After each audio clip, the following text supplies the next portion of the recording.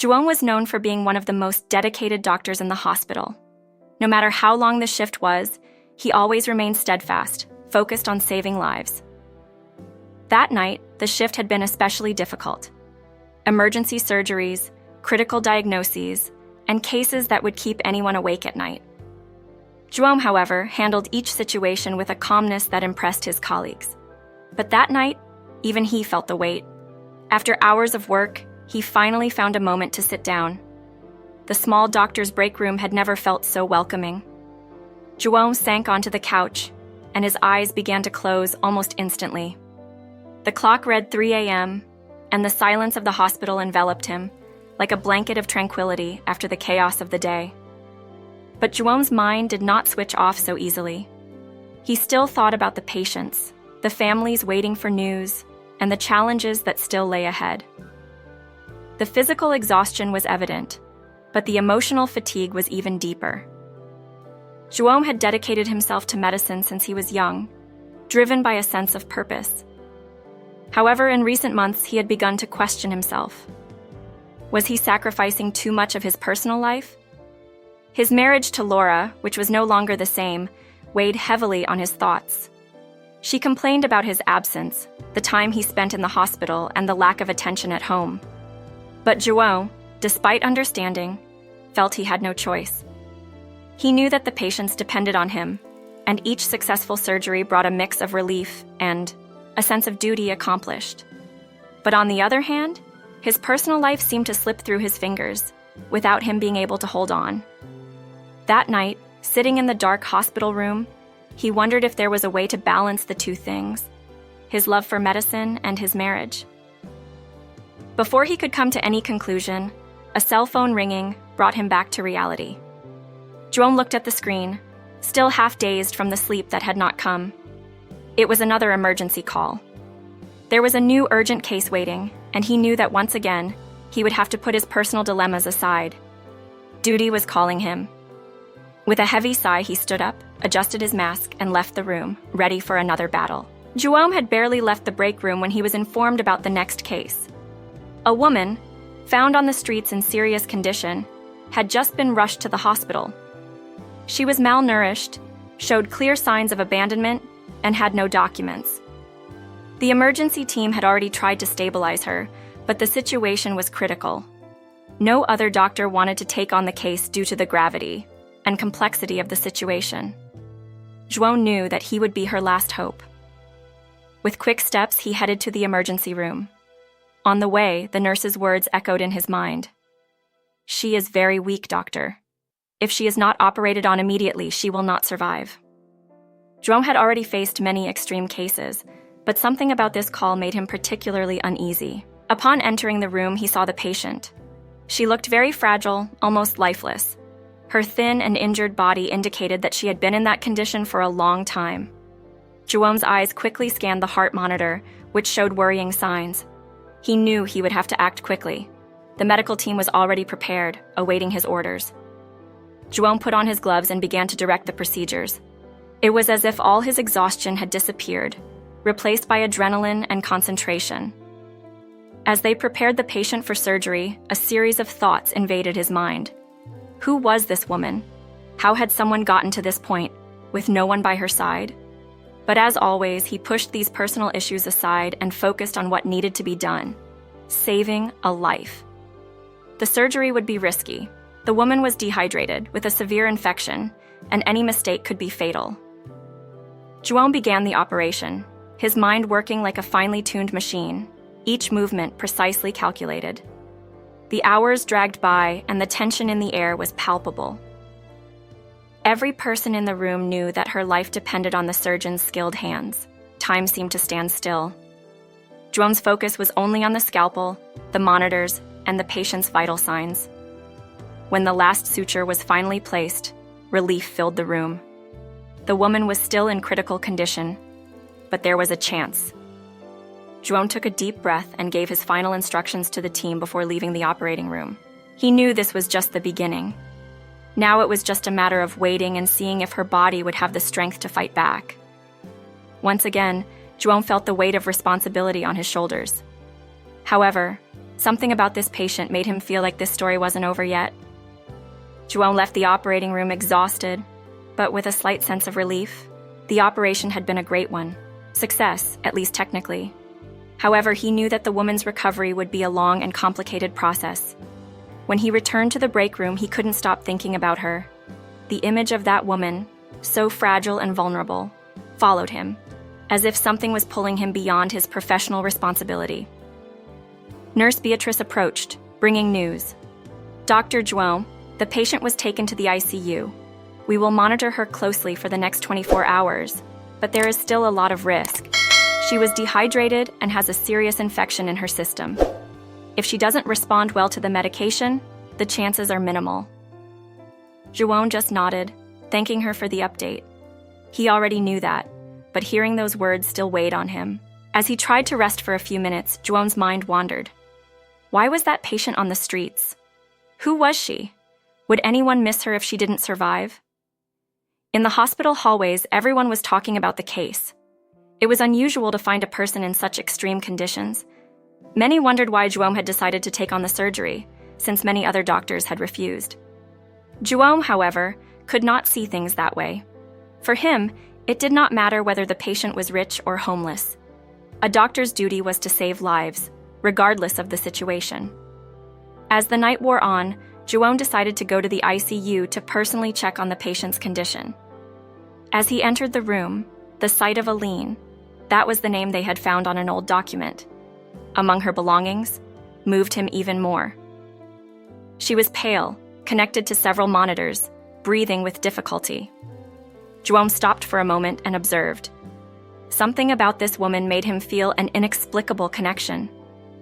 He knew that, as much as he had done everything possible in the surgery, the rest of the process was beyond his control. Now, it was a fight between her body and the severity of the disease. She just needs a chance, he thought. A chance to recover and start over. Before leaving, he asked the team to inform him of any changes in Aline's condition. He knew it would be a long night, and as much as he wanted to rest, his mind would not be able to relax until the fate of that woman was decided. That night, more than any other, João felt the weight of what it meant to fight for the life of someone who seemed to have no one else fighting for her. He left the ICU with a silent determination to do whatever it took to ensure that she had the opportunity to start over. The feeling that this patient represented more than just a medical case began to grow within him. The first hours after the surgery were tense. João had performed many complex surgeries throughout his career, but he knew that each case had its own challenges, especially when the patient arrived at the hospital in such critical condition. He walked through the ICU hallway frequently, checking on the patient's constant monitoring. Beatrice, the nurse in charge, kept João informed of every small progress or setback in Aline's condition. Throughout the day, Aline's vital signs showed a slight but important sign of improvement. Her body was beginning to respond to the medications, and the intense fever that had been threatening her life had subsided a little. It was a first step, but João knew it would be a long road. He continued to follow her recovery closely, feeling that there was something more to the story that made him uneasy. João couldn't help but think of Nurse Beatrice's words. She has no one. We haven't found any relatives, no contact. She's alone in the world. This phrase echoed in his mind, reminding him that no matter how difficult his own life was, he had people around him. Aline, on the other hand, seemed to have no one. This made him reflect on how he often complained about the lack of time for his family, the exhaustion of work, and his troubled marriage. But he couldn't imagine what it would be like to live without any of these connections. In the days that followed, Aline began to show more consistent signs of recovery. Her condition was still far from stable, but the medical team and João were more optimistic. One afternoon, when visiting Aline, João noticed that she was beginning to regain consciousness. Her breathing was less labored, and her eyes were trying to adjust to the dim light in the room. "She's waking up," Beatrice said, a hopeful smile on her face. João approached the bed slowly, not knowing exactly what to expect. He watched Aline open her eyes with difficulty, and for a moment the two of them stared at each other. She looked confused, maybe even scared, but there was something in her eyes that showed gratitude. "You're safe now," João said calmly. You had a complicated surgery, but you're fine. Getting better. She needs time and rest. Aline couldn't say anything right away, but her eyes seemed to speak for her. João knew that, despite everything she had faced, this was just a part of what was to come.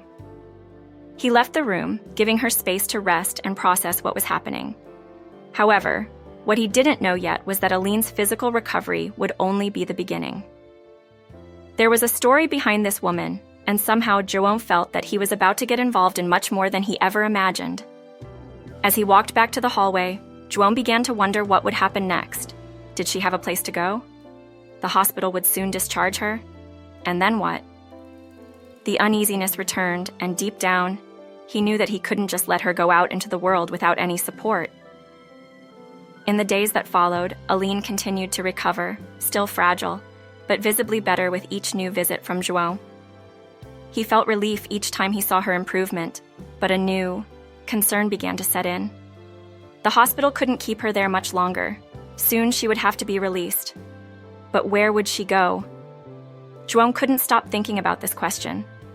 He spoke to the hospital's social worker, who tried unsuccessfully to find a shelter or place for Aline to go. She didn't have complete documents, and there was no family member to call. The situation was worrying.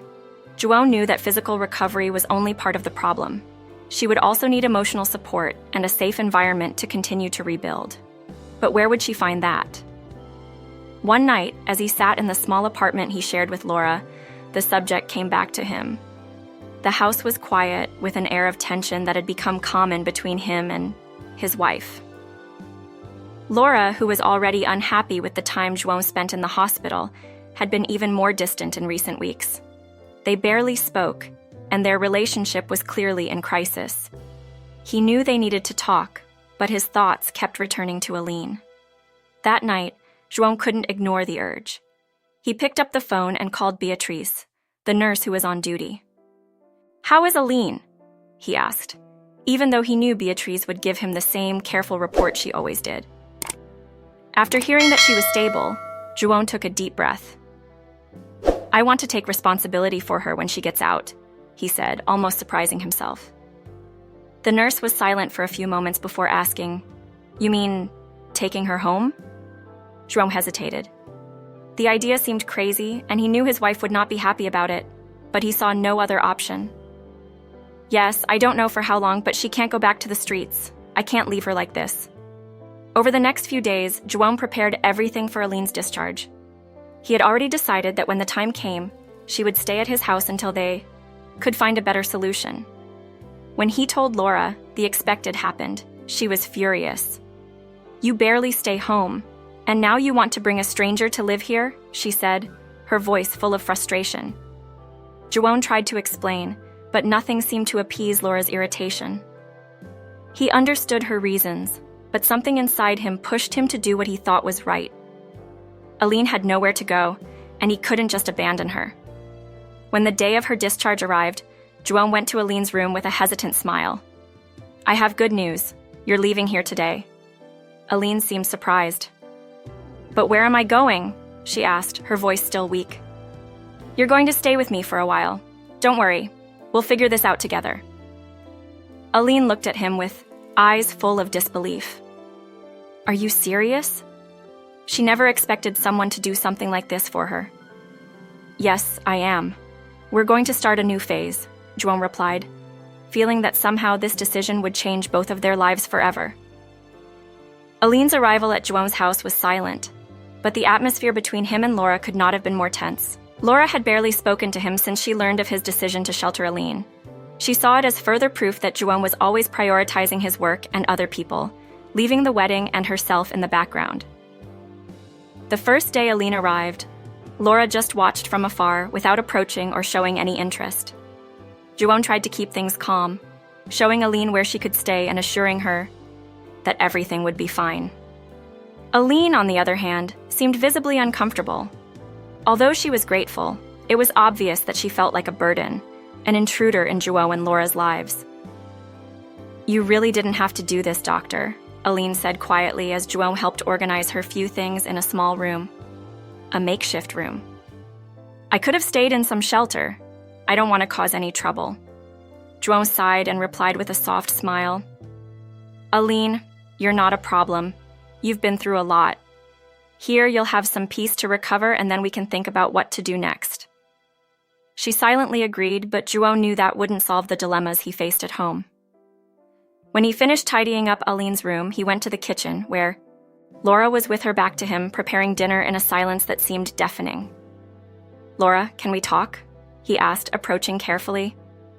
She paused for a moment but continued cutting the vegetables without looking at him. I don't have much to say, João, she replied coldly. You've already made your decision. Once again, without consulting me. João took a deep breath, knowing that this conversation would be difficult. I know you're upset, and I understand.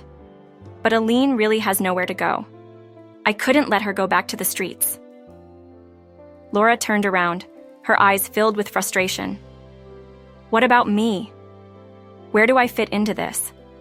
I'm here, day after day, waiting for you to show up at home, waiting for you to care about our lives, and now you bring a stranger to live with. Us?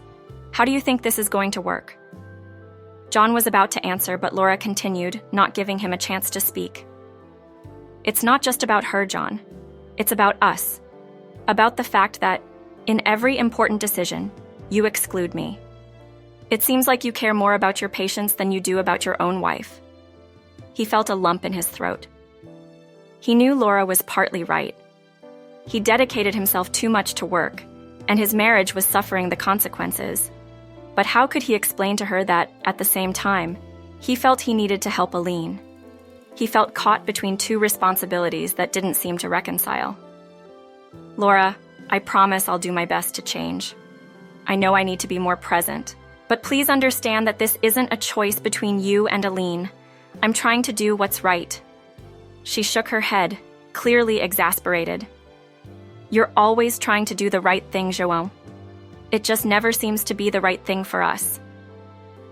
Dinner that night was silent. Aline stayed in her room, probably feeling the heavy mood in the house. João looked at Laura sitting at the table and wondered how he could fix the situation. He knew that things were hanging by a thread, and deep down he felt that something would have to change soon. In his personal life or in his relationship with work. The relationship between João and Aline grew stronger in the days that followed. One day, while they were on the porch, Aline, with a distant look in her eyes, decided to tell her story. She hadn't always been a homeless woman. Before, she was married, owned a small salon, and had a quiet life. Everything changed when her husband, Davy, left without explanation, taking what little they had. Aline tried to move on, but soon lost her house and all her possessions. Over time, friends and family drifted away, and she found herself with no one. Life on the streets was brutal. She told João about the cold nights, the hunger, and the despair of having nowhere to go. She tried several times to start over, but it seemed that with each step forward, something pulled her back. I'm not this weak person everyone sees, she said with tears in her eyes. I had a life. João listened in silence, deeply touched. He knew that Aline had gone through hardships, but he had no idea how deep the pain she carried. You still have strength, Aline. Let's find a way to start over. She looked at him, grateful, but with a shadow of doubt. Can I? After so many falls? João smiled, determined. You're not alone anymore. Let's go together. Over time, Aline began to talk about her dreams, revealing to João that she had always wanted to have her own hair salon. It was my dream before everything fell apart, she said, with a gleam of hope in her eyes, but also doubt about the possibility of starting over. João, seeing an opportunity to help her realize this dream, suggested that she consider opening a simple salon in a commercial space he knew. Aline was surprised by the offer. Do you think that's possible? She asked hesitantly. João, confident, replied, Yes, I think you can do it. I'll help you take the first step. It doesn't have to be all at once, but slowly we can rebuild your life. Aline, thrilled, accepted the proposal, but still couldn't believe that someone was willing to help her in such a significant way. I can't ask anything more of you. You've already done so much, she said, but João insisted. Aline, this isn't just your new beginning. Sometimes, by helping someone, we also find our own path. Over the next few days, João and Aline began to plan the salon. She, full of ideas, began to envision the future. Future with more optimism. The hope that had been dormant now seemed alive. For Aline, this was more than just a professional opportunity. It was the chance to regain her dignity and identity. The days went by, and Aline's dream began to seem more and more real. João was determined to help her rebuild her life, even if it meant facing more challenges. However, he knew that it would take more than good intentions to make that wish a reality. It was then that he had an idea. One night, after another long day at the hospital, João came home with a decision made. Aline was on the porch, as usual, reflecting on life and the future. He sat down next to her, and after a few minutes of silence, he finally spoke. Aline, I've been thinking. There's a small commercial space a few blocks from here. It's been closed for months, and from what I understand, the owner wants to sell it for an affordable price. I thought maybe we could take a look. Aline was shocked. Are you serious? Do you want to help me open a salon? João smiled. Yes, I'm serious. I've thought about it a lot, and I know it won't be easy, but I want to help you take that first step. I have some savings saved, and we can find a way to sort out your documents. The important thing is that you have a chance to start over, for real. Aline looked at him in disbelief. She didn't know what to say. No one had ever cared so much about her, and now João was offering not just temporary help, but an opportunity to truly rebuild her life. João, I don't know how to thank you. You're giving me a new life. João shook his head. Aline, you don't need to thank me. We all deserve a second chance. I've seen what you've been through, and I know you have the strength to move forward. Let's do this together. The next day, the two of them went to the small commercial space that João had mentioned. It was a simple place, but it had potential. Aline could hardly believe that this could be her future.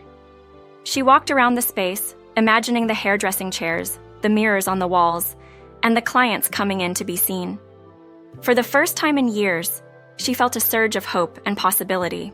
Do you think we can make this work? She asked, still a little unsure. João nodded confidently.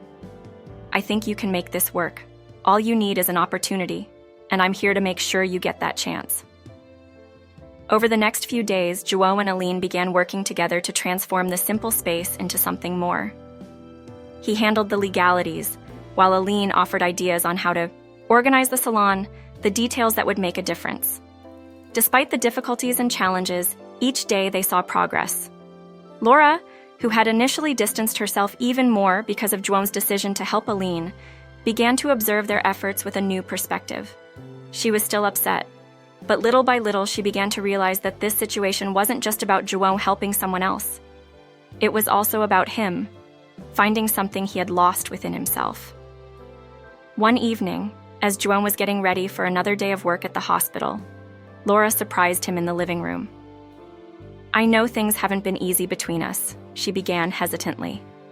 But I see what you're doing for Aline, and I think that deep down you're trying to find something you feel you've lost. Something that maybe was lost between us, too. João fell silent, surprised that she had noticed. He approached Laura, and for the first time in months, they talked openly about their marriage, about its flaws, and about what could still be done to save their relationship. Helping Aline was transforming not only her life, but also João's and even Laura's. With each step taken, the decision to help Aline start over seemed to be the catalyst for changes much more profound than either of them had imagined. The months that followed were transformative for everyone. Aline's little salon, which had previously been just a distant dream, began to take shape. With João's help, and even Laura's, the place became welcoming and functional. It was a simple space, but full of life and hope. Aline, who had once lost everything, now had the opportunity to start over. On the opening day, the salon was ready. The hairdressing chairs were spotless, the mirrors were shining, and Aline, with a shy but grateful smile, was organizing the last details. João was at her side, observing with pride how far she had come. Look at you, he said with a smile. A few months ago, you were without hope, and now here you are, starting a new phase. Aline looked at him with a smile. His eyes filled with emotion. I would never have made it without your help, João. You believed in me when I didn't even believe in myself anymore. That changed everything. The salon opened its doors to its first clients, and soon word about the new business spread throughout the neighborhood. Clients came not only to get their hair cut, but also to hear the inspiring story of Aline, a woman who had overcome the impossible. She became an example of resilience and determination. As the salon flourished, João's life changed too. The process of helping Aline rebuild her life brought up deep reflections about his own existence. He realized that, over the years, he had let his work consume much of his personal life, distancing him from who he truly was. But now, with Aline finding her way, João also began to rebuild his own life, especially his relationship with Laura. Laura, who had initially been resistant to Aline's presence, began to see the situation differently. Seeing João dedicate himself to the salon, and Aline's recovery made her realize the value of caring and helping others. Gradually, she and João began to have more honest and open conversations, trying to repair what had been lost over the years. They began to spend more time together, prioritizing their marriage and reclaiming what had once brought them together. The tension that had once existed in the house was slowly replaced by a sense of renewal. One quiet afternoon, João, Laura, and Aline met at the salon. Business was doing well, and Aline was happy. I never imagined my life could change so much in such a short time, Aline said, as she adjusted a client's hair. João smiled, looking around, and said, It's amazing how sometimes when we help someone get back on their feet, we end up transforming ourselves in the process. Life has its mysterious ways of leading us on the right path. Aline smiled, now more confident than ever. She was no longer the lost and hopeless woman that João had met in the hospital. Now she was an entrepreneur, a woman who had rebuilt her life and inspired others to never give up, no matter how difficult the journey might be. As they said goodbye that afternoon, João realized how much that new beginning had affected everyone around him. The decision to help Aline had not only saved a life, it had transformed his own. And somehow, he knew that in the future, he would always remember that choice as the turning point that brought them all together.